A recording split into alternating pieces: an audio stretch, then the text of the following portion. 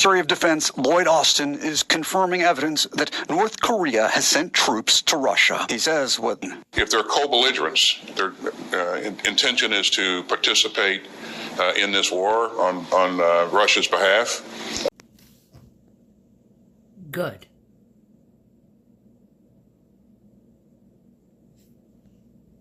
Because as far as I am concerned, Ukraine needs to get their asses kicked. The American public majority do not know what I know. And what I know is that fucking country had it coming.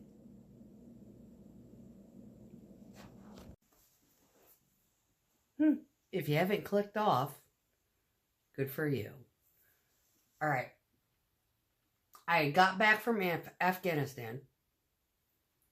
I went to Hawaii in April 2014, right? And I got back from Hawaii and there was buzz about, oh, we're getting deployed to Romania. Who? Oh, not all of us, just, some of us. Oh, okay. Why? Russia and Ukraine. Oh, really?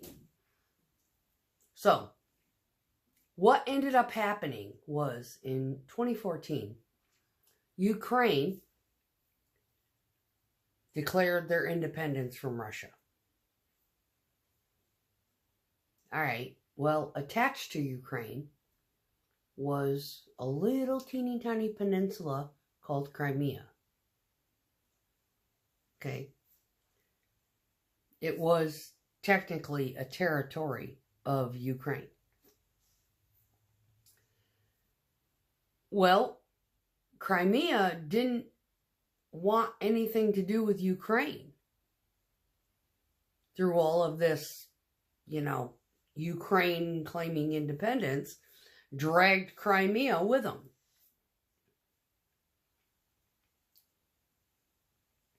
So for about a year, Ukraine fucked with Crimea. Crimea declared their independence from Ukraine. Russia's like, what the fuck? Okay? As any country would do. Not realizing that Crimea was a third party in this whole soap opera of geographical territorial fucking drama. So Crimea calls in Putin and says, hey, no shame. They just cut our water off. And Putin's like, what the fuck? They're like, yeah, we don't want part of them either. We just, we don't necessarily want to be part of you, but we definitely don't want to be part of them. So Putin does whatever he can to try to negotiate with Ukraine to get the water turned on in Crimea. It's the tiniest little teeny fucking agricultural fucking hippie community of fucking people. They farm. There's like no industry. It's agriculture. They're in the middle of, it's either the Red Sea or the Dead Sea. I have not verified my brain to look it up. I just know the story behind it because I was in Germany when all this shit went down. Okay. So, Putin goes in to help Crimea. They don't invade it. They just go down there and occupy to help them. Probably bring water supply, whatever they need to do, because Ukraine cut their water off. Well, this argument has been ongoing with Ukraine for Crimea because it is an international water source. They've got to do something to get Crimea fresh water because they are in the middle of a saltwater landmass. Anywho, fast forward, Trump comes into office in 2016. He keeps the peace. He negotiates with Putin. Leave Ukraine alone. We'll take care of you and Crimea. We'll make sure shit stays peaceful. They do shit, we're gonna bomb the shit out of them.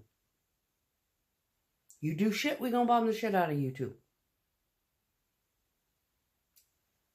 As soon as Biden fucked up in Afghanistan, what did Putin do?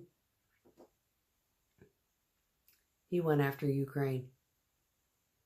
Because Trump wasn't there to sprinkle the water on the fire.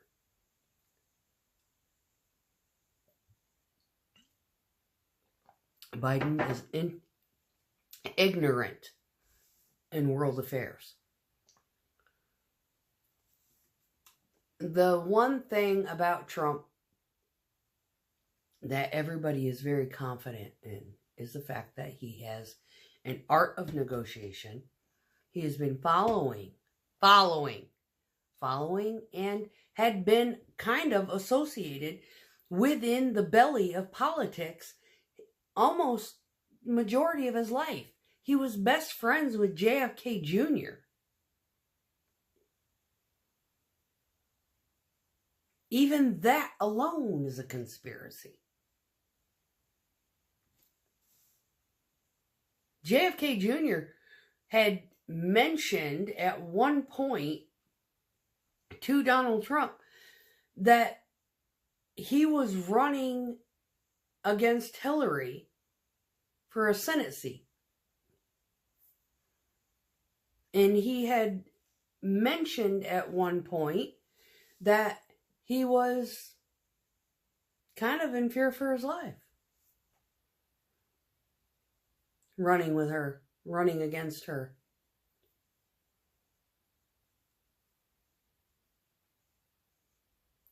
There's a lot of drama in politics that a lot of the American public have absolutely no clue about. And when a friend of mine had mentioned to me about the tariffs being lifted by Obama, and he was very, very upset. I'm like, dude, I ain't been following politics my entire military career because I don't give a shit who gets in office because I gotta follow. It's a commander-in-chief. I'm never gonna meet the motherfucker. And whatever policies it's just, I follow the fucking direct order. I got no say. Doesn't matter if I like them or not. He said, you need to listen to this. And when I went looking for that policy, I ran into a rabbit hole that sent me down a conspiracy theory trail that lasted upmost of 7 fucking years. And now I'm trying to play catch up. I can't even remember the title of the woman who had made all the movies tying all of these little dots together. When I got involved with that narcissist, he literally wiped my mind. I got to start all over. The only person out of all of this information that I can remember is Truth Seeker 86. I know her name is Christy. As far as all of her content goes, I have no idea. I don't even know if this girl is still alive because she was fucking amazing. The shit she had dug up.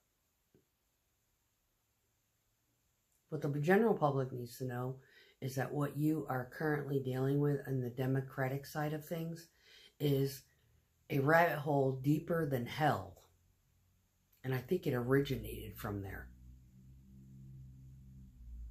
And if you vote on the Democratic side of things now, today, in this era, this century, or actually this decade, you are voting for the deepest pits of hell that you could possibly fucking imagine. I was raised in a Democratic environment. I was raised in a Democratic household. My aunt was a district manager of International Ladies Garment Workers Union, which was an affiliate of AFL-CIO in New York. I think my father might have been Teamsters. Most of the trucking industries are Teamsters. Union-based democratic environment. It might work there, but it does not work anywhere else in the country. That rabbit hole goes deep. I looked for one policy and ended up finding out that 9/11 was an inside job and that the Democratic Party is looking for a zeitgeist. And everybody is about to enter into the worst pits of poverty and desolation that they have ever experienced in their wildest fucking dreams. They couldn't even imagine this. Think of the Book of Eli, but worse.